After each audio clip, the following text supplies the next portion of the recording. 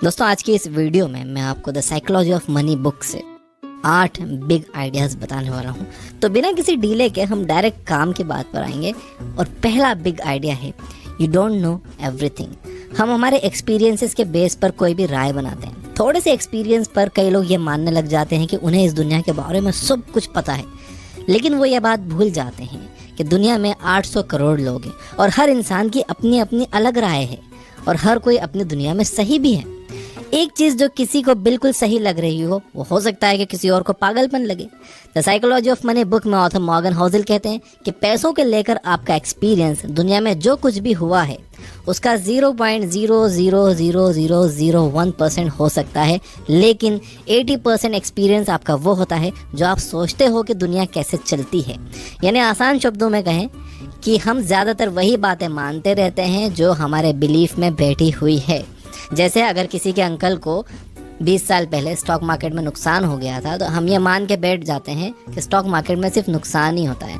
जैसे अगर किसी के मामा को रियल एस्टेट में नुकसान हो गया, तो हम ये मान कर बैठ जाते हैं कि रियल एस्टेट में तो नुकसान ही होता है।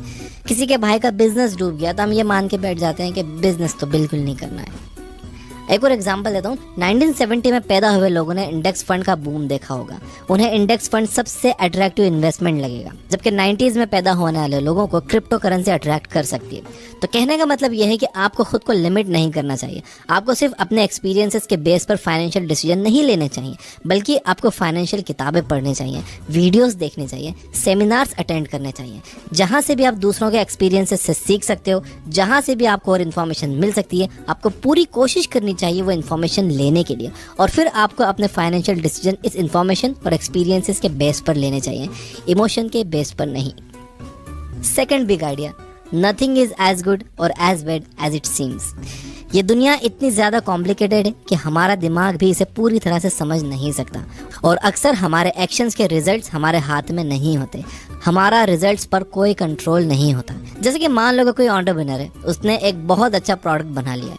अब उसे लग रहा है कि टाइमिंग भी सही है और कंज्यूमर सेंटिमेंट भी उसके फेवर में, लेकिन कोई डिजास्टर आ जाता है और सारा मार्केट डिस्टर्ब हो जाता है और उस एंटरप्रेन्योर का प्लान बेकार हो जाता है, जैसे कि 2020 में कोविड के दौरान हुआ था। ऐसे रिस्क का कोई अंदाजा नहीं लगा सकता। ऑथर मॉर्गन होज़ल कहते हैं कि नथिंग इज एज गुड और as bad as it seems. यानी जो दिख रहा है वो उतना अच्छा या उतना बुरा नहीं होता। जब भी आप फाइनेंशियल डिसीजन लो, चाहे खुद के लिए या दूसरों के लिए, आपको उसमें लक और रिस्क को ध्यान में रखना चाहिए। कोई भी एक सक्सेस स्टोरी सुनकर, किसी की स्टोरी फोर्ब्स में देखकर डिसीजन नहीं लेना चाहिए, या किसी का एक फेलियर सुनकर आइडिया भी ड्रॉप नहीं करना चाहिए। हो सकता है कि उन लोगों को किसी आउटसाइड रीजन की वजह से सक्सेस मिली हो या फेलियर मिला हो। इसे सर्वाइवरशिप बायस कहते हैं। इस पर मैंने एक बहुत ही इन्फॉर्मेटिव वीडियो बनाई है जो आपके सोचने का तरीका बदल देगा। मैं यहाँ आई बटन में लिंक दे दूंगा, डिस्क्रिप्शन में भी दे दूंगा, आप वो जरूर देखना। आप इस पूरे टॉपिक को उससे समझ लोगे कि किसी भी एक सक्सेस को देखकर या किसी एक फेलियर को देखकर अपने परमानेंट डिसीजन नहीं लेने चाहिए।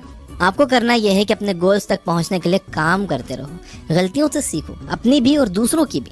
दूसरों की गलतियों से सीखना बहुत ज़रूरी है। अगर आप सिर्फ अपनी ही गलतियों से सीखोगे तो आपकी ज़िंदगी छोटी पड़ जाएगी।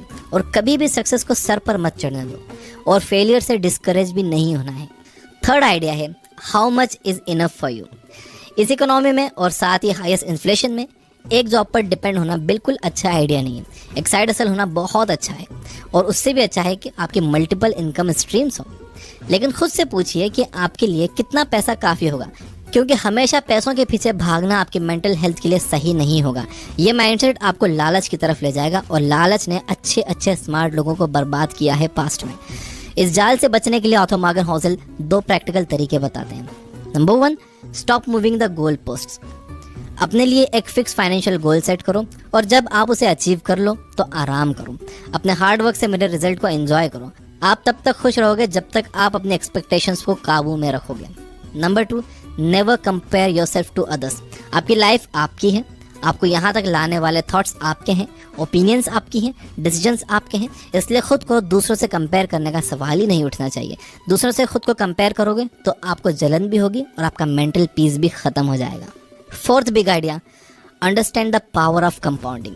इस यूनिवर्स में एक प्रोसेस चलती है जिसके हिसाब से आपके एक कदम का रिजल्ट आपके अगले कदम की सीढ़ी की तरह होता है। जैसे कि उस बहते हुए पानी के बारे में सोचिए जो ओवर द टाइम पत्थरों का शेप बदल देता है। ऑथर मॉर्गन होज़ल कहते हैं कि दौलत बनाने के लिए भी सिमिलर पैटर्न फॉलो करना होता है।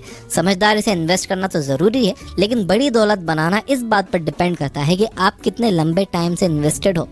वॉरेन बफेट की वेल्थ $84 बिलियन से, जिसमें से $18 बिलियन उन्होंने 65 की उम्र के बाद कमाए हैं। चलिए जिम साइमंस और वॉरेन बफेट के अचीवमेंट को कंपेयर करते हैं। जिम साइमंस को दुनिया का ग्रेटेस्ट इन्वेस्टर कहा जाता है क्योंकि उन्होंने अपनी कैपिटल पर 66% का रिटर्न जनरेट किया है। दूसरी तरफ वॉरेन बफेट ने सिर्फ 22% का रिटर्न जनरेट किया है। ये नंबर देखकर लगता है कि साइमंस की वेल्थ वॉरेन बफेट से कहीं ज्यादा होगी, जबकि ऐसा नहीं है। वॉरेन बफेट जिम साइमंस से कहीं ज्यादा अमीर है। कैसे? आंसर है कंपाउंडिंग। जैसे साइमंस ने 50 साल की उम्र में इन्वेस्टिंग शुरू की, वहीं वॉरेन बफेट ने 10 साल की उम्र से इन्वेस्टिंग शुरू कर दी थी। छोटे छोटे एफर्ट्स कंसिस्टेंटली लंबे टाइम तक करने से एक्स्ट्रा ऑर्डिनरी रिजल्ट्स मिलते हैं। जेम्स क्लियर ने अपने बुक एटॉमिक हैबिट्स में इस बात को बहुत अच्छे से समझाया है। Fifth big idea, getting rich versus staying rich. Internet और सोशल मीडिया के बढ़ने से एक साइड हसल शुरू करना ज्यादा मुश्किल नहीं रहा है। आप स्टॉक्स में इन्वेस्ट कर सकते हो, क्रिप्टो में इन्वेस्ट कर सकते हो, क्विक प्रॉफिट्स बना सकते हो। ठीक ठाक कैपिटल, नॉलेज और रिस्क लेने की हिम्मत से आप अमीर तो हो सकते हो, लेकिन अमीर बने रहना ये मुश्किल पार्ट है। आप किसी भी बड़े शहर में चले जाओ, रोड्स पर आपको अट्रैक्टिव एड्स दिख जाएंगे, बल्कि आपके फोन में ही pre approved credit card, low cost loan, loyalty points, gift coupon जैसी कस्टमर्स को ललचाने वाली चीजें आपको मिल जाएंगी। देखो आज के टाइम में अगर कमाना आसान हुआ है तो खर्च करना उससे कहीं ज्यादा आसान हो गया है। ऑथर कहते हैं कि अपनी दौलत बचाने का तरीका है आप बहुत सोच समझ कर खर्च करो। आपको ये मानकर कभी नहीं चलना चाहिए कि कल जो आपको सक्सेस मिली थी वो आने वाले कल में भी मिलेगी। ज्यादा सेटिस्फाइड नहीं होना है। आपको अपना हर फाइनेंशियल डिसीजन उसी सोच समझ के साथ लेना है, उतनी ही रिसर्च करके लेना है जितना आपने पहला फाइनेंशियल डिसीजन लेते टाइम सोचा था। अगर आप ये वीडियो देख रहे हो तो मैं ये मान सकता हूँ कि आप भी मेरी तरह एक आम इंसान हो जो पूरी कोशिश कर रहा है बेटर फाइनेंशियल डिसीजन लेने की। इस दुनिया का इकोनॉमिक सेटअप कुछ इस तरह का है कि हमारे जैसे आम लोगों के हाथ में ये नहीं होता कि हमारे पैसों के साथ क्या होगा। इन्फ्लेशन जैसे माइक्रो इकोनॉमिक फैक्टर्स डिसाइड करते हैं कि हमारे पैसे की वैल्यू क्या होगी, लेकिन एक चीज जो हम लोग कंट्रोल कर सकते हैं वो है खर्चा। पैसे बचाना एक कला है और पैसा बचता है किफायतशारी से। और यहाँ कंफ्यूज नहीं होना है, किफायतशारी और कंजूसी में बहुत फर्क है। अगर मैं आसान शब्दों में इन दोनों के बीच का फर्क बताऊं तो वो ये है, किफायतशारी का मतलब है पैसा वेस्ट करने की इच्छा का ना होना, तो कंजूसी का मतलब है कि सिरे से पैसा खर्च करने की ही इच्छा ना होना। अब इसके लिए आपको अपने नीड्स और वांट्स में फर्क समझना बहुत जरूरी है। एक नीड वो है जो जिंदगी जीने के लिए जरूरी है, जो आपके काम के लिए जरूरी है, और वांट वो है कि किसी भी चीज से आप अट्रैक्ट हो रहे हो कि यार ये चाहिए ही मुझे, ये चीज़ कितनी कूल है, जबकि आपको पता है कि आपको उस चीज़ की ज़रूरत नहीं है। तो नीड और वांट में अगर आप फ़र्क करना सीख गए तो कोई भी चीज़ खरीदने से पहले आपने अगर उसे नीड और वांट के तराजू पर तोल लिया तो आप पैसे बचा लोगे। Big idea number 6, law of large numbers. Law of large numbers एक एक्सपेरिमेंट को कई बार रिपीट करने से मिले रिजल्ट्स को प्रिडिक्ट करता है। यानी अगर आप एक एक्सपेरिमेंट बार बार करोगे तो आपके सक्सेसफुल होने के चांसेस भी बढ़ जाएंगे। एज एन एंटरप्रेन्योर आप अपने काम में भी law of large numbers apply कर सकते हो। 10x बड़ा सोचो, 10x ज्यादा मेहनत करो। मैसिव एक्शंस ही आपको मैसिव रिवॉर्ड्स दिलाते हैं। अगर आपके गोल्स 10 गुना बड़े हुए और आप उन्हें पूरी तरह से अचीव भी नहीं कर पाए तो भी आप जीत जाओगे। ये बात कही है ग्रांट कार्डोन ने अपनी बुक द 10x रूल्स में। Law of large numbers investment में डाइवर्सिफिकेशन के साथ भी परफेक्टली काम करता है। अगर आपका लार्ज पोर्टफोलियो है तो आप किसी एक स्टॉक पर डिपेंड नहीं रहोगे, उसमें भी आपके जीतने के चांसेस बढ़ जाएंगे, बशर्ते कि आपके पोर्टफोलियो में ठीक ठाक नंबर्स में कंपनियां अच्छा परफॉर्म कर रही हों। ऑथर कहते हैं कि आप हाफ ऑफ द टाइम गलत हो सकते हो फिर भी अच्छा रिटर्न बना सकते हो। यही बात मेरे साथ इन्वेस्टमेंट में सच हुई है। मेरे स्टॉक पोर्टफोलियो में 14 स्टॉक्स हैं जिनमें से 7 लॉस में चल रहे हैं, और जो बाकी के 7 हैं जो प्रॉफिट में चल रहे हैं उन्होंने मेरे ओवरऑल इन्वेस्टमेंट का, मेरे ओवरऑल कैपिटल का 40% रिटर्न दिया है। एंड 40% रिटर्न बहुत बड़ी चीज़ है। तो आपको पैसा कमाने के लिए परफेक्ट होने की जरूरत नहीं है। आधा टाइम आप गलत होकर भी अच्छा पैसा कमा सकते हो। Big idea number 7, be time rich. आपको क्या लगता है ज्यादा पैसा कमाने का अल्टीमेट बेनिफिट क्या है? क्या ये फेम है या कुछ भी खरीद सकने की पावर है? ऑथर मॉर्गन होज़ल कहते हैं कि पैसा का ग्रेटेस्ट डिविडेंड है आपका अपने टाइम पर कंट्रोल होना। कई स्टडीज ने यह बात साबित की है कि जो लोग खुद को खुश मानते हैं उनके पास टाइम की फ्रीडम होती है। वो लोग अपनी मर्जी से कहीं भी आ जा सकते हैं, कोई भी काम कर सकते हैं। वो किसी एक चीज़ से बंधे हुए नहीं होते कि यहाँ रोज़ 8 घंटे देना ही है। एंड इसलिए पैसा ज़रूरी है। पैसा होने का मतलब है कि आपके पास लाइफ में ऑप्शंस होंगे। इसका मतलब है कि आपको एक टॉक्सिक वर्क प्लेस में ज़बरदस्ती बैठना नहीं पड़ेगा। इसका मतलब है कि जब आप अच्छा फील नहीं कर रहे तब भी आपको खुद को काम पर जाने के लिए फोर्स नहीं करना पड़ेगा। ऑथर कहते हैं कि हाईएस्ट फॉर्म ऑफ वेल्थ ये एबिलिटी है कि आप रोज़ सुबह उठकर ये कह सको कि आज मैं जो चाहूँ वो कर सकता हूँ। तो सबसे पहले आपका गोल होना चाहिए एक इमरजेंसी फंड बनाने का, यानी इतना पैसा जमा कर लो कि अगर 6 महीने तक आप कोई भी काम ना करो तब भी आप आसानी से सरवाइव कर सको। जब आपके पास ये फंड तैयार हो जाए उसके बाद आप अपने नेक्स्ट स्टेप के बारे में सोचो। उसके बाद आप सोचो कि आपको जॉब छोड़कर कुछ करना है नहीं करना है। उसके बाद आप रिस्क लो। पहले इमरजेंसी फंड बनाना बहुत ज़रूरी है। अल्टीमेटली आपका गोल आपके अर्निंग को अपनी लाइफ के साथ जोड़ने का होना चाहिए, यानी एक ऐसी लाइफ जिसमें आपका अपने टाइम पर कंट्रोल हो। यानी आपका गोल होना चाहिए इस तरह से पैसा कमाने का कि जिसमें आपका अपने टाइम पर कंट्रोल हो। यानी आपको अपने काम में पूरे टाइम नहीं लगा रहना पड़े, आपको काम करने रोज़ नहीं जाना पड़े। याद रखिए कि सिर्फ बेशुमार पैसा कमाना काफ़ी नहीं है, आपके पास उसके रिटर्न्स एंजॉय करने के लिए टाइम भी होना चाहिए। बिग आइडिया नंबर 8, ये आइडिया मैंने अपने पर्सनल चैनल पर भी थोड़े दिन पहले बताया था। Luxury is normal. आपने सड़क पर कई बार कोई शानदार स्पोर्ट्स कार देखी होगी। अब जरा आप ये याद करने की कोशिश करो कि उस कार को जो इंसान चला रहा था क्या वो आपको याद है? 99% चांसेस है कि आपको बस अपना एक्साइटमेंट याद होगा कि आप उस कार को देखकर कितने एक्साइटेड हुए थे, लेकिन उस कार को कौन चला रहा था ये आपको बिल्कुल याद नहीं होगा। Luxury items definitely eye catching होते हैं और यही उनका पर्पस भी होता है। ऑथर कहते हैं कि आप अपने लग्जरी आइटम से जितने इम्प्रेस होते हो उतना और कोई इम्प्रेस नहीं होता। ऑथर कहते हैं कि आपको लगता है कि लोग आपका लग्जरी आइटम देखकर आपसे इम्प्रेस हो रहे हैं, जबकि आपसे इम्प्रेस कोई नहीं होता। डे टू डे लाइफ में आपको एक कार की ज़रूरत होती है, सिर्फ किस लिए? पॉइंट ए से पॉइंट बी जाने के लिए। एक नॉर्मल कार भी आपको पॉइंट ए से पॉइंट बी ले जाएगी और एक फरारी भी सेम काम करेगी। फ़र्क यह है कि फरारी के लिए बहुत ज़्यादा पैसा लगता है और उसे मेंटेन करने के लिए और भी ज़्यादा पैसा लगता है। सारे स्टेटस सिंबल सेम होते हैं, टेम्पटिंग होते हैं, बट अल्टीमेटली पॉइंटलेस होते हैं। आपको ये बात याद रखना होगी कि लग्जरी आइटम्स एक्चुअल में लाइबिलिटीज़ हैं, एसेट्स नहीं। ये चीज़ें आपकी जेब से पैसा निकालती हैं, डालती नहीं है। ऑथर कहते हैं कि गरीब होने का सबसे आसान तरीका है कि अमीर होने का दिखावा किया जाए। अब इसका मतलब ये बिल्कुल नहीं है कि आपको लग्जरी कार्स बिल्कुल ही नहीं खरीदने चाहिए। रैपर जेजी ने एक बड़ी अच्छी बात कही है कि अगर आप किसी चीज़ को 2 बार नहीं खरीद सकते तो इसका मतलब यह है कि आप उसे अफोर्ड नहीं कर सकते। एक और रूल है the 30 day rule. I don't know ये किसने बनाया। इसके हिसाब से अगर किसी चीज़ को खरीदने के लिए आपका दिल ललचाए तो आपको 30 दिन रुक जाना चाहिए। 30 दिन के बाद भी आपको अगर उसकी ज़रूरत महसूस हो कि यार बिना उसके काम नहीं चलेगा तो वो चीज़ आपको ले लेनी चाहिए। और ये जितने भी लग्जरी आइटम्स हैं इसको आपने अपनी पैसिव इनकम से लेना चाहिए।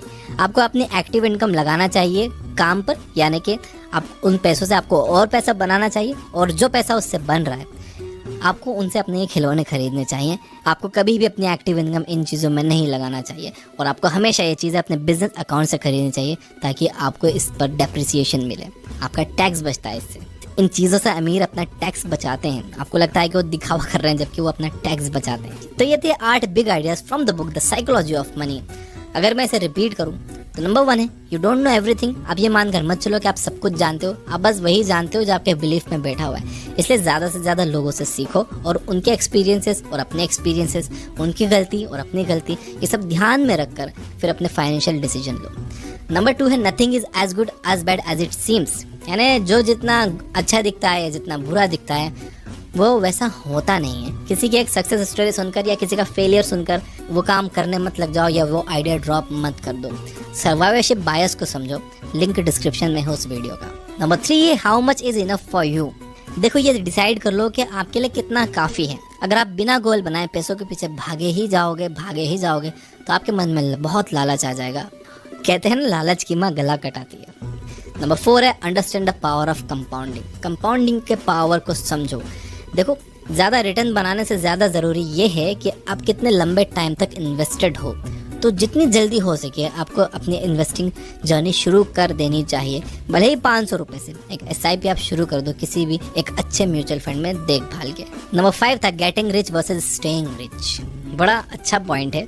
अमीर बनना तो ठीक है, आप बन गए, लेकिन अमीर बने रहना ये बड़ा मुश्किल पार्ट है। कुछ लोगों की इतनी इनकम नहीं होती लेकिन वो लोन पर ये फ्लैशी चीज़ें, लग्जरी चीज़ें खरीद कर समझते हैं कि वो अमीर हैं, जबकि वो अमीर होने का दिखावा करते हैं और यही गरीब होने का सबसे आसान तरीका है। तो getting rich versus staying rich में फ़र्क समझिए। नंबर 6 था लॉ ऑफ लार्ज नंबर्स।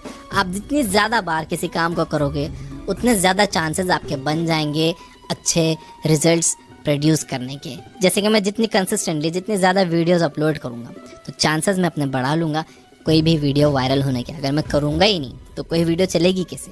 करता रहूँगा तो चांसेस बढ़ जाएंगे वीडियोस चलने के। नंबर 7 था बी टाइम रिच।